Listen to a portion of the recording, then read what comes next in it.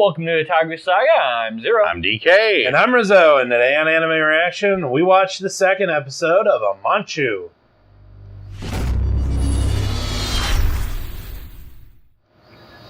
If you want to check out our reaction to the second episode of Amanchu, hit that link in the description below. And be sure to give us feedback in the comments section because we love hearing from you. And as always, if you like what you see, subscribe to Otaku Saga. And don't forget to like and share our videos. And thanks for watching. I love the sideways one. Yeah, where they're sideways in the water and she has her eye open even though half of it's in the water. Right. That would be really uncomfortable. Like, it's one thing to open your eyes underwater, but it's another thing to have it like half and half. Yeah. It's really disorienting too. I've done it. It's really disorienting. And then the itchiness afterwards because of the chlorine in the pool. Nah, you get over that real quick. Yeah. But anyway, so on this episode of Amanchu, it was finishing up the first week of school. And we get a really bizarre foot race. A morning with Hikari. How weird. How weird. Like, I like how she's introducing like different aspects of diving to her everyday life. Remember the 5 steps? She is the giant stride off of the terrace, off of the retaining wall. Caught on camera, no less. Caught on camera. Which revealed the teacher to be a diver. Ooh. It revealed our location. I imagine the teacher's probably the diving club advisor. Imagine so. But yeah, this is set in Cloud Cuckoo Land. I have a weird confession. Okay. So, back when I lived in Colorado, I was me and a buddy of ours. We would hang out on my roof. Oh. So, my friend had this bright idea to jump off of the roof. I mean, granted, it wasn't really that high roof. You know, it's 10 feet, 15. Probably closer to 15. Really wasn't that high. But we decided, fuck it. Fuck it. So, their prevailing life philosophy around here. He jumps. True fact. He jumps and he does a roll, right? And he's all right. So I'm like, yeah, I'll be fine. Now go ahead and take a nice big jump, and I land exactly like Hikari. Oh. My legs are numb. I did the exact same thing. Bam. Oh! Mistakes have been made.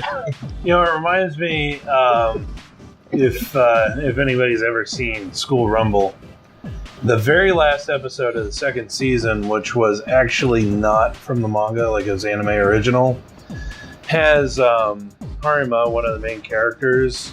He ends up, like, him and Tenma are on his motorcycle going, I think, to a hospital, and they get run off the road by a semi-truck, and they fall off a cliff. And Harima, of course it's a comedy series, so it's not going to be anything too bad. But Harima catches Tenma and then lands like sumo pose, and you just see the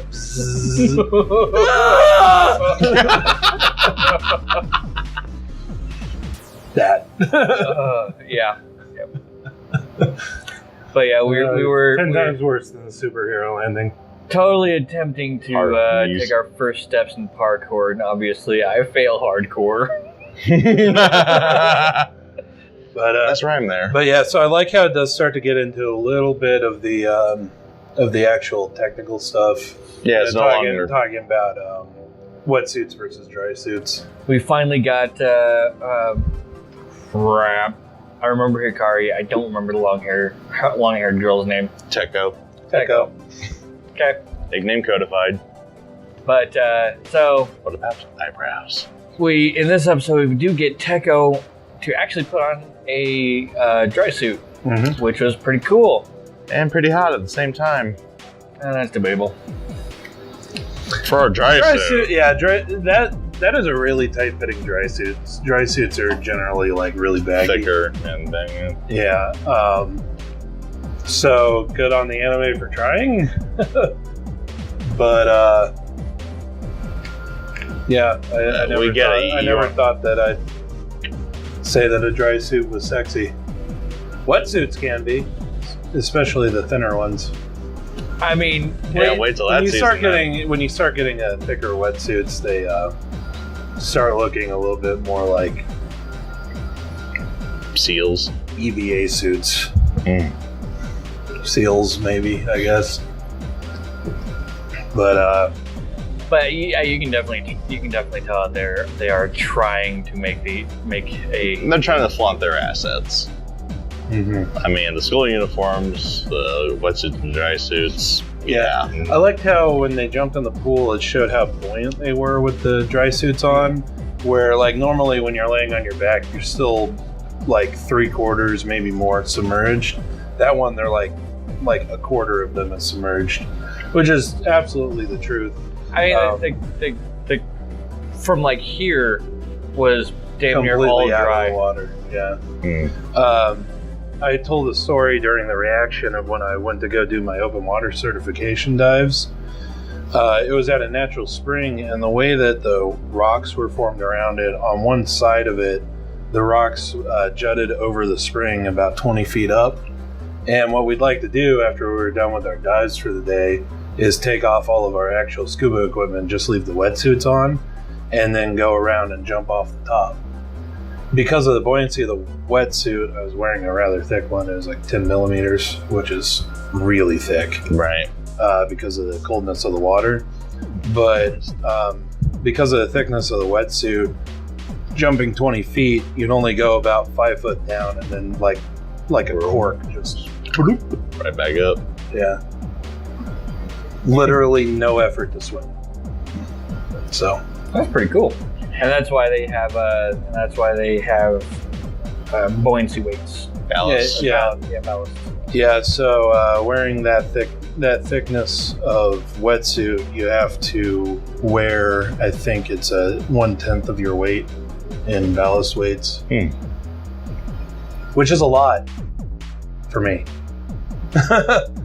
Yeah, so 1/10 of your Let's body just weight. put it this way. It was so much weight. Suit, right? It was so much weight, I couldn't put it on a weight belt because it was so heavy that it would just slide down my legs. So I actually, the buoyancy control device, the vest that you see divers wear, the one that I had was one of the newer ones at the time where it had pockets for weights. So I actually had to have the pocket weights, and everybody else in my class had to wear weight belts. Because I have no hips, so yeah, the weights just went. But I had weights in my pockets, and then I also still had to wear a weight belt. It only had like 10 pounds on it at that point, but well, yeah, amusing because I'm fat. Yeah, I was just walking on the surface though with all that. Yeah, it's all right. Usually. Like especially for there, because it kind of has a shallow part that was man-made before it gets to the really deep part. And the natural spring I was at, it goes down to like 130 feet or something. It goes down pretty far. But usually you carry all the equipment down and stick it in the water, and then you get in the water, then put on your equipment. Right. That's a smart thing to do. Yeah. Well, that way you don't crack your head. We did have to do the big stride, or the giant stride test. Right. So there was a point where we had to get on all of our equipment, then get out of the water and walk around to the little platform. But they don't want you not cracking your head on the tank or something on your first dive. Pretty much. That makes sense. But, I mean, you'll probably be. I could talk about scuba diving for a long time, so you're going to hear a lot of it. I was just about to say, you're probably going to hear a lot of stories coming from Rizzo. A lot of it.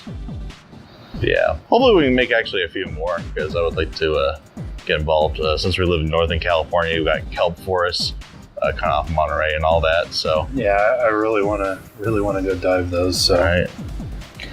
When I get an opportunity, I'm going to get these guys to get their dive cards. And actually, I got to take a refresher course anyway, because it's been like 10 years since I've gone diving. Almost 10 years. But I think that about wraps it up for this time on Anime Reaction. I'm Zero. I'm DK. And I'm Rizzo. See you next time.